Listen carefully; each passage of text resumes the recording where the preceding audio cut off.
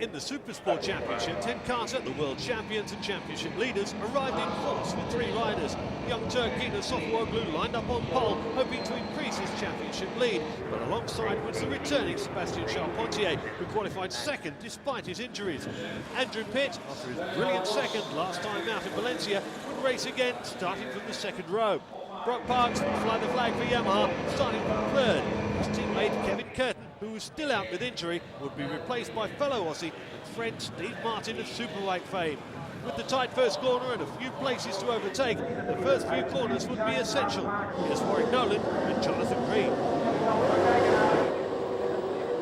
And go the lights, and away we go. Good start from Sofuoglu. He got away well, and it looks as though he should hold on to the whole shot as they all head towards the first corner. Ooh, spreading out nicely though. And sure enough, it is Sofuoglu who leads the way. Once again, the man on the fourth, on the inside of the front row, Fabian Foray just went backwards. Fujiwara went forwards though. He's in second by the looks of things. And a good start from Sofuoglu. Charpentier's up there. Question is, can he last the full 22 laps? Oh! That is a nasty, nasty motorcycle accident. 2 boys' rides, riders involved. Oh, Pitt looking up the inside. Andrew Pitt looking to make his name again, and it's a tough time for Andrew Pitt. I asked Ron Tenkata this morning if he was going to keep Andrew Pitt in the team, and he just looked and smiled and goes, how dare you ask me that question? But, you know, hey, it's a fair question. And he said, look, we'll just do it on a race-by-race basis. I don't know. But Foray now goes up the inside and takes third. On the Kawasaki, off the Tenkata bike, but yeah. Oh no! You don't do that! Oh, He just did. Well, Warwick actually said it all. There's a world champion telling you you just cannot physically do that, but Foray doesn't read those books. Sorry, that Sofuoglu must have been back in front. We missed that. Now Andrew Pitt's back in the lead, and Sofuoglu comes back. Don't hold your breath. It's every corner between these two, and well, I don't know if Sofuoglu's enjoying it. Pitt is. Fabian Foray up to third. They're changing everything. I'll say that. Rock Parks goes through again. Rock Parks back up to third. Great racing here in Supersport. Changing every corner almost. 7 to 21 gone, and it's starting to heat up now. Sofuoglu, Charpentier, Foray, and Pitt as the top 4. Parks is still 5th. Parks has got to start reeling in some decent laps if he's got to challenge. And here comes Foray now. Where that bike was well standing coming out of the chicane, that's where it's probably a little bit of hard work on some of the good done. Foray! Perfect.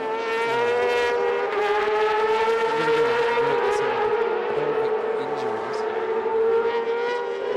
Well, he's doing a phenomenal job. Yeah, he makes the podium be superb. And again, I don't know where that stands, but well, it's after a race where here comes Brock Parks. He's past Charpentier too. And I think finally, yeah, the strength is being sapped from the young Frenchman. Meanwhile, Pitt's still there. Hasn't lost anything from these two. He's watching the show as Brock goes up the inside. Oh, yeah, nice move. And Steve Martin, quick glimpse there. 11th place.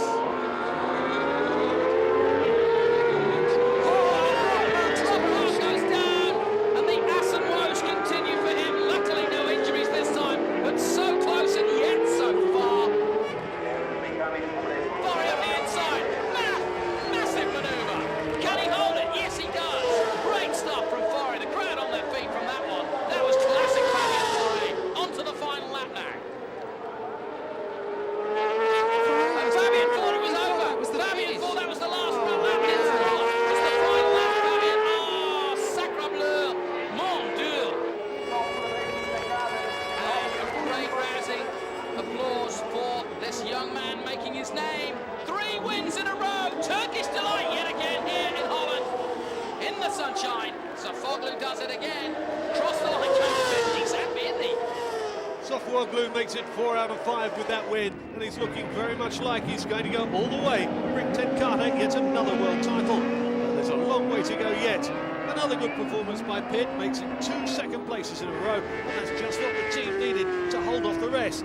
Spare a thought though for former world champion Fabien Fauré. He thought he'd done enough, but he still had 1 lap to go. But no one was going to stop the Flying Turk, who now leads the championship by 53 points. I'm really happy, also like about the race distance. It's good to see in the end. Still, I can push very hard. It's very, very important for races. And also, I try every time to make ready myself for the race distance. I get this advantage in the race. Round 3 of the Superstock race was once again packed with drama and controversy. Clear, bright conditions meant that we might finally see a full 13-lap race with all the contenders up front. The last 2 races at Donington and Valencia required restarts. Italy's Claudio Corti on the Yamaha led the way from qualifying when we start on pole, while behind him were fellow contenders Van Kemeulen of Belgium. Also on the front row, Italians Michel Pirot and Ed Paravini. Championship leader Nicolo Canepa had a rotten qualifying and started from the 3rd row. Corti took the whole shot and led the first 2 laps, with Van Kemeulen 2nd and Pirot 3rd. But Pirot, the man who's led more laps than anyone this year, dived into the lead on lap 3. And the 3 Yamahas fought tooth and nail all the way to the finish. Behind them, Valencia winner Mark Atchison tangled with Ed Paravini, and the luckless Italian has yet to score a point. At the front, Pirot and the other 2 Yamahas were swapping position, but as it came to the closing stages, Yamaha Italian teammates Pirot and Corti were dicing for victory, as several other riders crashed out, bringing out yellow caution flags.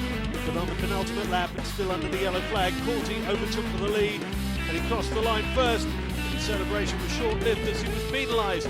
Michel Pirot, who has had so much bad luck, finally got the victory he deserved. That pushes Pirot to 2nd overall behind Canepa, who holds his lead after scoring 10 points for 8th place. Corti's 2nd place leaves him equal 2nd with Pirot on 45. All 3 Italians now head to Monza for the next round, knowing that a win at home could give any of them a clear lead in the championship. Hot sunshine, over 70,000 screaming fans and sensational racing throughout the field made Assen another brilliant weekend for the series. 10 Carter continued to dominate in both Superbike and Supersport. The Superbike series is still wide open. James Toseland now leads by 32 points, with Biaggi still in 2nd. But Bayliss is back on track in terms of defending his title and heads to his home race in Monza, brimming with confidence. Round 6 at Monza is only 2 weeks away as the Superbike Championship trail blazes across Europe. Next time, we'll be at the Autodromo di Monza. Until then, from me, Clive McNeil, it's goodbye for now.